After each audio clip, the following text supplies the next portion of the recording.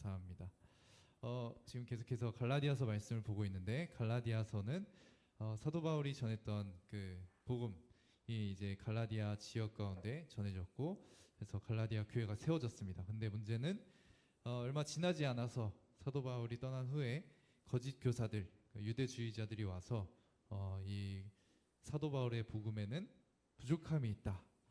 이렇게 전했습니다. 그래서 복음을 예수님을 믿고 그들도 예수님을 믿어야 된다고 주장을 했지만 예수님을 믿고 율법을 지켜야 구원을 받을 수 있다라고 말을 했습니다. 그리고 사도 바울은 그렇지 않다라고 했죠. 예수 그리스도를 믿고 구원을 받고 그것에 대한 반응으로서 선한 행동이 나타나야 된다라는 것을 말을 했습니다. 그래서 이 갈라디아서는 어떻게 보면 이 순서에 관한 건데 이 복음에 대해서 순서 예수 그리스도를 믿고 이제 구원을 받는다라는 이 순서에 관한 되게 교리적인 부분이기도 하지만 이게 되게 우리의 신앙에 있어서 굉장히 밀접한 부분을 나타내고 있습니다. 그리고 이 거짓 교사들은 사도 바울의 그 논리를 다 반박하기보다는 사도 바울이 문제 있는 사람이다라는 것을 지적하면 그 모든 논리를 이제 다 이제 논쟁을 할 필요가 없으니까 사도 바울의 사도권을 문제를 삼았습니다. 그리고 1장부터 해서 사도 바울은 계속해서 자신이 어떻게 사도가 되었고 자신이 왜 사도인지를 이제 말씀을 이제 전하고 있었죠. 그리고 오늘 말씀 또한 어떻게 보면 자신이 사도임을 나타내는 동시에 이제 복음이 어때야 하는지를 잘 보여주는 말씀입니다. 이 바울은 자신이 이 복음의 기준으로 다른 사도들을 이제 꾸짖기도 하였음을 고백하면서 복음에 대한 진정성과 만약 자신이 그렇게 한 것이 잘못된 것이라면 다른 사도들로부터 질책을 받았을 것이고 그렇지 않다라는 것은 오히려 바울이 전하는 복음이 옳다라는 것을 또 그가 사도라는 것을 말하고 있는 것이죠. 오늘 말씀에서 이 베드로의 행동에 대해서 사도 바울이 꾸짖는 일을 하는데 먼저는 이 꾸짖는 이유에 대해서 이 율법에 대한 이해가 있어야 합니다. 율법에 대해서 신학자들이 세 가지 정도로 분류를 하는데 이 도덕법 또는 의식법 그리고 제사법으로 나눠서 이야기를 합니다. 물론 딱 무조건 이거는 도덕법이야라고 할 수 없는 것들도 있어요. 뭐 도덕법인 동시에 의식법인 경우도 있는데 어쨌든 이렇게 세 가지 정도로 분류를 합니다. 대표적으로 도덕법은 이런 거죠. 십계명 같은 거, 하나님을 사랑하는 법에 대해서 그리고 이웃을 사랑하는 법에 대해서 구체적으로 나와 있는 십계명이 도덕법이고요. 그리고 의식법은 대표적으로 희년이 그렇습니다. 희년은 안식년의 7번째 그 다음 해, 그러니까 약 50년 주기로 이제 오는데 이 희년은 그 자신이 가지고 있었던 재산을 다 이제 내려놓고 원래 그 이스라엘 백성들이 가졌던 땅 분배를 다시 원래를 회복을 하는 겁니다. 그래서 다시 그 자신들이 가지고 있던 땅을 원래대로 갖게 되는 거죠. 그래서 만약에 모든 땅을 잃어버리고 가난하게 된 사람들은 다시 그 땅을 회복하게 되는 거예요. 이런 이제 희년이 있습니다. 그래서 이 희년 같은 경우는 의식법인데 그리고 이 의식법 같은 경우는 예수님께서 이제 오심으로써 이 의식 자체를 그대로 지키진 않지만 이 가치를 우리가 지켜야 한다라고 생각을 하는 거죠. 이 내가 다 모든 것을 갖는 게 아니라 이 주신 분이 하나님이라는 걸 기억하고 어려운 사람들을 돕고 베풀고 하는 것들이 이런 이제 희년의 가치를 따라가는 것들이겠죠. 그리고 또 이제 제사법이 있습니다. 제사는 예수 그리스도를 가리키는 것이었기 때문에 예수님께서 오심으로써 완성이 되었습니다.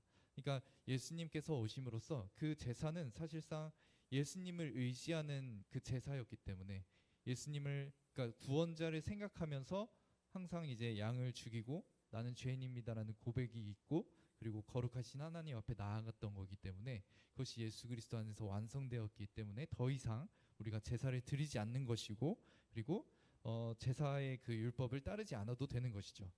예수 그리스도를 믿는다라는 것은 이제 의식법, 제사법을 완전히 따르지 않는다는 것을 말하고 있는 것입니다.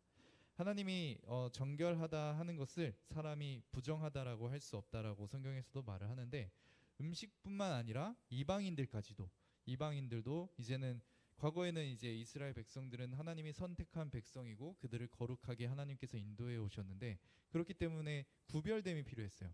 왜냐하면은 이방인들 같은 경우는 다른 신들을 믿었기 때문에 그 사람들과 결혼하거나 그 사람들과 함께하면은 그 이방 신들을 믿는 그 신앙도 같이 들어왔어요. 그렇기 때문에 이방인들과의 교류를 금지를 많이 했습니다. 그렇지만 이제 이 예수님께서 오심으로써 예수님을 그 누리는 것에 있어서는 그 이 유대인만이 아니라 이방인까지도 모두가 누릴 수 있는 거기 때문에 오히려 이 이방인들도 멀리 할 게 아니라 오히려 함께 해야 되는 거죠. 이 복음에 참여할 수 있도록 인도해야 되는 거죠. 사실 과거에도 예수님 오시기 전에도 이스라엘 백성들이 해야 했던 일입니다. 그들이 이방 신들을 섬겼던 이방인들을 이 멀리를 해야 했지만 동시에 자신들이 거룩하게 하나님을 지키면서 이방인들이 하나님을 믿으려고 한다면 그들을 분명히 수용하고 함께할 수 있도록 인도했어야 됐어요. 그것이 증명되는 것이 예수님의 족보에서도 나타났었죠.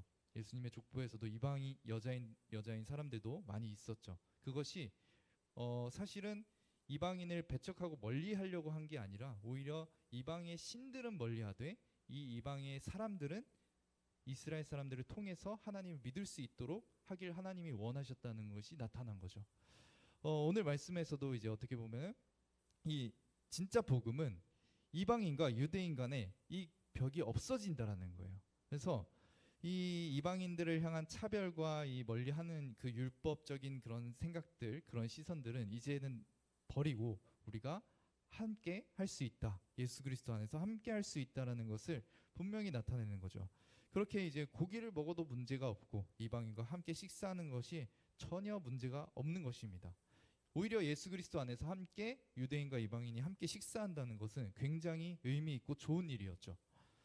예수님 안에서 한 몸 된 가족이다라는 실천이었기 때문에 실제적으로 과거에는 이 같이 식사를 한다는 게 굉장히 중요했습니다. 거의 가족 같은 이 의미를 가졌어요. 그러니까 지금도 사실 밥을 웬만해서 뭐 일해서 먹는 경우도 있지만 우리가 밥 먹는 경우는 사실 가까운 사람들하고 먹는 것처럼 그 당시에 같이 밥을 먹는다. 이것은 굉장히 가까운 사람을 의미했습니다. 그렇게 이방인과 함께 이 식사를 한다는 건 우리가 이 유대인과 이방인이라는 것을 넘어서서 함께 할 수 있는 가족이 되었다라는 것을 의미했죠. 그렇게 베드로가 이방인들과 함께 식사를 하고 있었던 거예요. 그런 의미를 베드로는 너무나 잘 알고 있었기 때문에 복음에 대한 의미 또한 너무나 잘 알고 있었기 때문에 그 복음 안에서 함께 식사를 하며 누리고 있었던 거예요.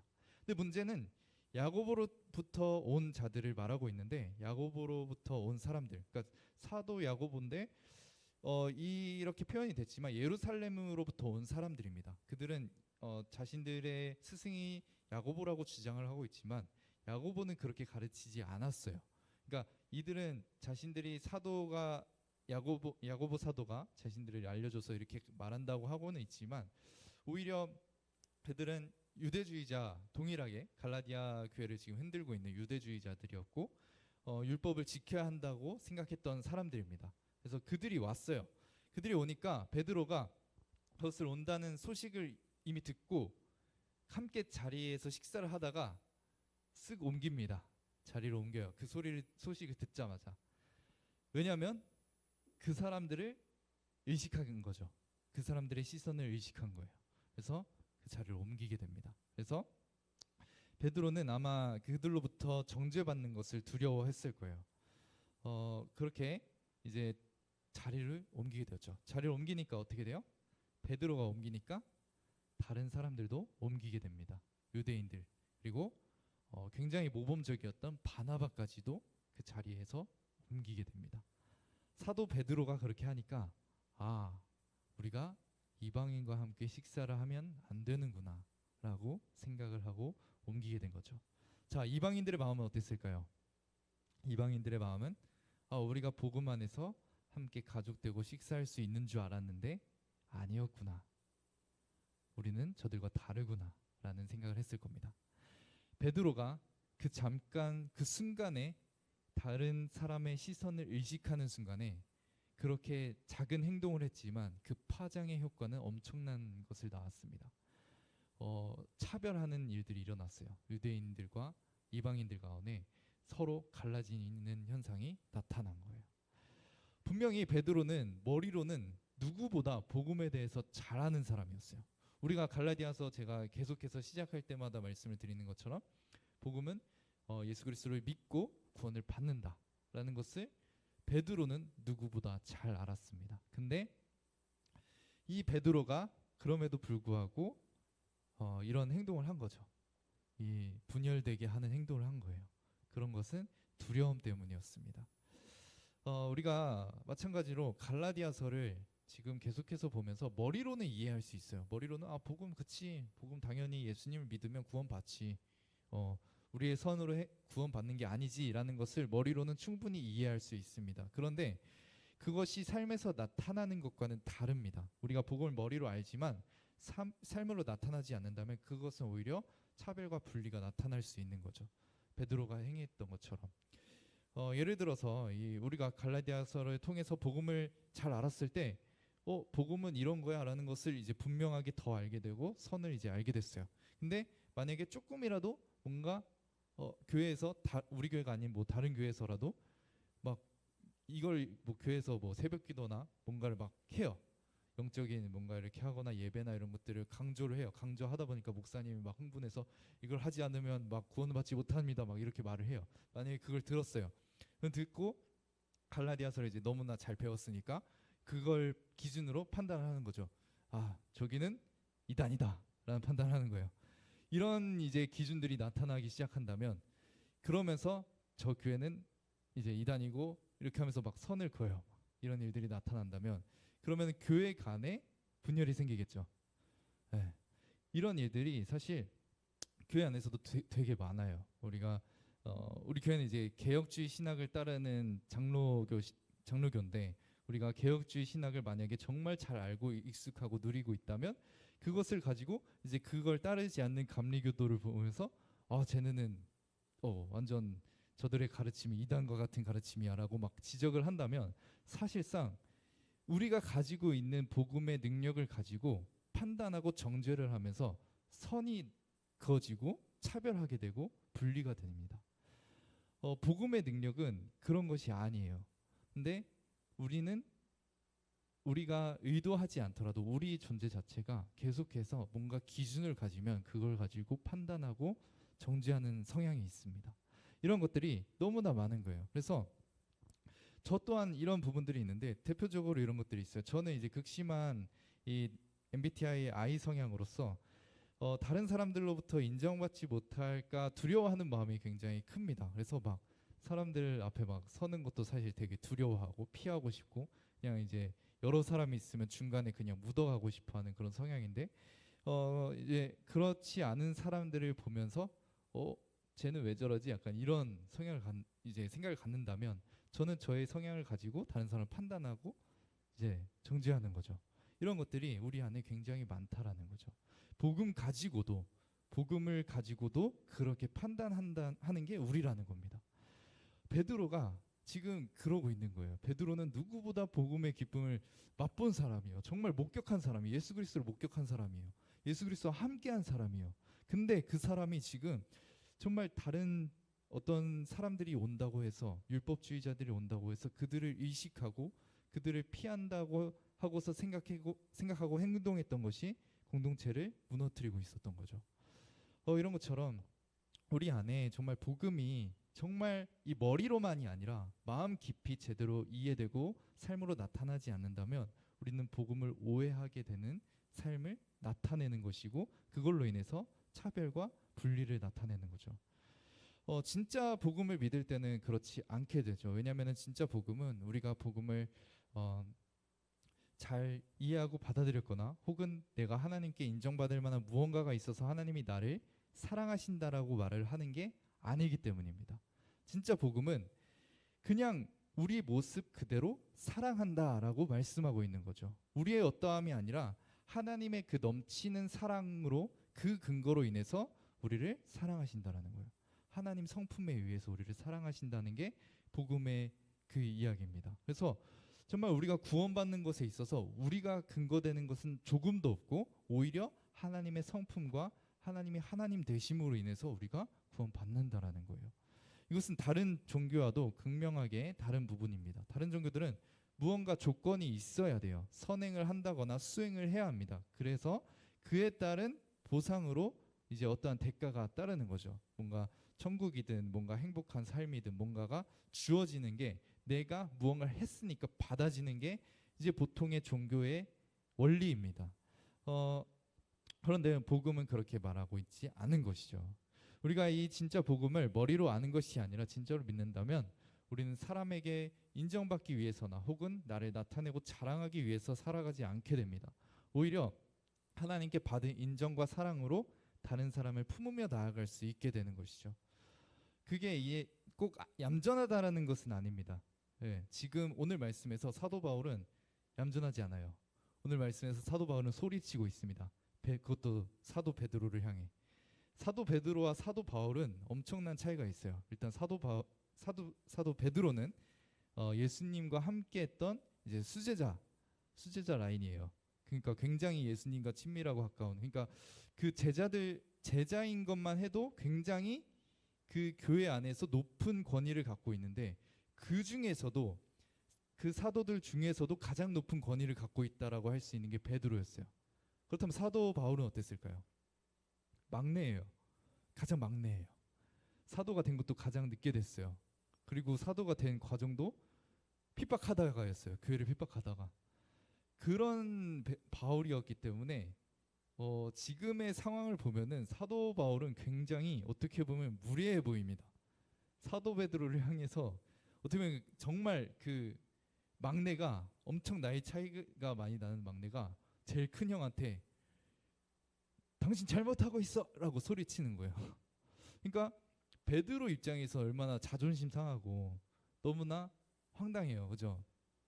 막내 동생이 그렇게 자기를 정죄하고 핍박을 한다고 하면, 근데 이 사도 바울은 정말 그 순간에 그렇게 소리치지 않을 수 없었던 거예요. 왜냐하면 지금 사도 베드로가 했던 그 작은 행동을 통해서 복음이 훼손이 되고 공동체가 무너지고 있었기 때문이에요. 바울은 그걸 지금 목격하고 있었던 거예요. 베드로의 그 작은 행동으로 인해서 지금 같이 함께 식사를 하고 있었던 그 자리가 둘로 나눠지게 되고, 그리고 복음에 대한 오해가 그들 마음속 깊이 심어지고 있으니까 사도 바울은 당장 급한 거예요. 지금 말하지 않으면 안 되는 거예요. 그래서 자신의 위치나 이런 거 상관없이 당장 그 순간에 소리칠 수밖에 없었던 거예요.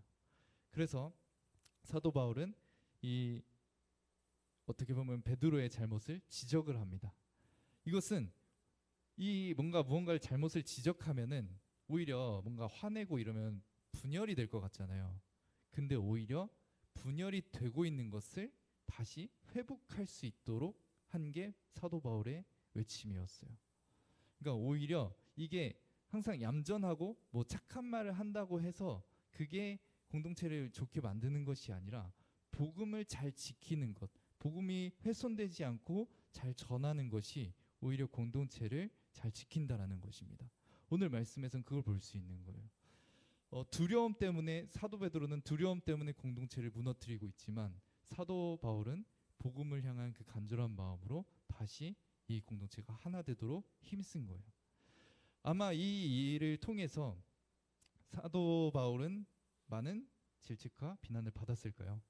저는 그렇지 않은 것 같아요. 왜냐하면 만약에 베드로가 감히 네가 라고 하면서 만약에 바울을 질책을 하거나 그랬다라면 그걸로 인해서 또 복음이 훼손됐을 가능성이 커요. 그리고 아마 바울은 여기다가 이 편지를 적지 못했을 거예요.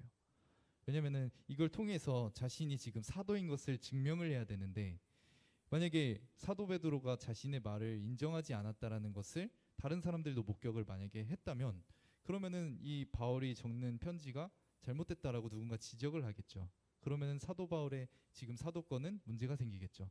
아마 그렇지 않았기 때문에 사도 바울은 지금 적을 수 있었던 걸로 보입니다. 그래서 아마 사도 베드로도 사도 바울의 말에 동의했고, 그리고 그 후에 아마 이 나눠져서 식사했던 문제가 다시 회복되었던 것으로 보여집니다. 그렇게 다시 이들의 뭔가 분리되고 차별되었던 그 상황이 다시 복음 안에서 회복될 수 있었던 거예요. 우리도 마찬가지로 정말 우리가 복음에 대해서 머리로는 알지만 뭔가 두려운 상황 혹은 나를 뭔가 불편하게 하건 무언가가 있을 때 우리도 모르게 복음을 훼손시킬 수 있습니다. 그리고 다른 복음으로 우리가 행동할 수 있는 거죠. 사도 베드로처럼 그런 말을 할 수도 있고 그런 행동을 할 수 있습니다. 그걸 통해서 우리 공동체가 나눠질 수도 있고 하나 되지 못할 수 있게 되는 거예요. 그런데 우리가 복음을 정말 잘 알고 누린다면 우리는 나눠진 공동체도 하나 될 수 있는 그 은혜를 누릴 수 있는 거예요. 왜냐하면 복음의 주인공은 예수님인데 이 예수님은 우리가 지난주에 우리가 삼위일체 하나님에 대해서 나눴던 것처럼 영원토록 사랑하시고 행복하신 분이세요. 영원토록 정말 우리가 감히 상상할 수 없는 시간 동안 감히 상상할 수 없을 만큼의 사랑으로 행복하신 분이세요. 근데 그 예수님께서 이 분열되길 좋아하고 자기 중심적인 사람들이 모인 그들 가운데 오셨습니다. 그 분열이 얼마나 고통스러운 일인지 너무나 잘 아세요. 그런데 그 가운데 오셔서 그 분열을 계속해서 목격합니다. 사람들이 자기의 의를 자랑하면서 다른 사람들을 비난하고 정죄해요. 너무나 많이 봤어요. 대표적으로 종교인들이 더 그랬죠. 바리새인들 자신들이 기도하는 걸 자랑했어요. 기도하면서 기도하지 않는 자들 혹은 죄인들을 보면서 아주 돌려가기를 합니다. 그런 일들을 예수님은 직접 목격했어요. 그런데도 불구하고 예수님은 그 사역을 멈추지 않으셨습니다. 사람들이 차별하고 분리되는 그 많은 일들을 보심에도 불구하고 그리고 그것이 예수님까지 향하고 있음에도 불구하고 예수님은 멈추지 않으셨어요. 그리고 예수님은 십자가에 매달리는 그 길로 계속해서 가십니다. 십자가에 매달리는 그 길은 예수님을 너무나 고통스럽게 하는 일이었어요. 단지 육체적인 고통만이 아니었어요. 육체적인 고통도 제가 알면 알수록 너무 끔찍합니다.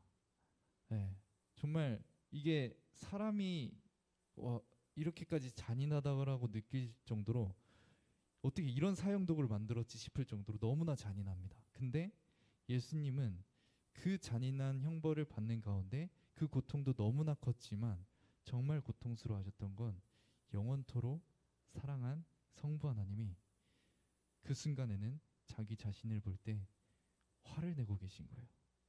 진노하고 계신 거예요. 너무나 분노하고 계신 거예요. 서로 나눠지기 좋아하고 분열하기 좋아하는 사람들을 향해서 그들을 벌하실 때 하셔야 할 그 표정을 사랑하는 예수님께 하고 계신 거예요. 예수님은 그 순간에 나의 하나님 어찌하여 나를 버리셨나이까 고백합니다. 그러면서 예수님은 너무나 고통스럽게 죽임을 당하시는 거예요. 단지 육체적인 죽임만이 아니라 영적인 고난과 죽임을 당하시는 겁니다. 그걸 통해서 저와 여러분들이 하나님의 사랑을 받을 수 있게 하셨어요. 하나님의 무한한 사랑을 조건 없이 받을 수 있게 하신 거예요. 예수님이 받아야 마땅한 영원토록 이미 사랑을 받고 계셨고 사랑받을 만한 예수님이 그 받을 만한 사랑을 십자가에서 받지 못하심으로 저와 여러분들이 이제 예수님을 믿는 그 순간부터 영원토록 하나님의 사랑을 받을 수 있게 한 거예요. 그래서 하나님께서는 우리를 사랑하실 때 예수님만큼 사랑하십니다. 조금도 부족함이 없으세요. 예수님만큼 우리를 사랑하세요. 그렇기 때문에 우리가 예수님을 믿고 구원을 받는다라는 건 정말 이 사랑에 참여하게 되고 이 사랑을 누릴 수 있게 된다라는 겁니다. 그래서 우리는 이 사랑을 누리기 때문에 이제는 감사함으로 기쁨으로 살아가는 거예요. 내가 두려움 때문이 아니라 어떤 사람들의 뭔가 시선이 무서워서가 아니라 내가 감사함으로 기쁨으로 살아가는 거예요. 그래서 감사와 기쁨으로 복음을 누리고 복음을 전하며 살아가는 거죠. 이게 복음이 나타내는 겁니다. 복음은 이 거짓 교사들은 계속해서 아니 그러면은 이 복음을 정말 조건 없이 예수님 믿고 구원을 받는다면 그러면은 죄를 행할 수 있는 거 아니냐, 마음대로 행해도 되는 거 아니냐. 그거는 복음을 전혀 이해하지 못한 거예요. 하나님의 사랑을 전혀 이해하지 못한 거예요. 하나님의 사랑이 얼마나 큰지, 그 은혜가 얼마나 큰지를 정말 조금이라도 알게 된다면, 사실 다 알 수는 없어요. 너무나 크기 때문에. 조금이라도 알게 된다면 그렇게 살 수가 없는 겁니다. 마음대로 살 수가 없어요. 왜냐면 그 사랑이 너무나 기쁘거든요. 너무나 행복하게 하거든요. 그래서 우리 또한 하나님을 사랑하게 되는 거거든요. 그래서 하나님을 사랑하게 되니까 마음대로 살지 않게 되는 거예요. 그러면서 이제 사랑을 실천하게 되는 거죠. 그 사랑을 실천하면서 우리가 서로 다름에도 불구하고 그 다름을 넘어서서 사랑하고 품고 이해하려고 하는 거죠. 그리고 복음을 훼손시키게 하는 행동들을 돌아보게 됩니다.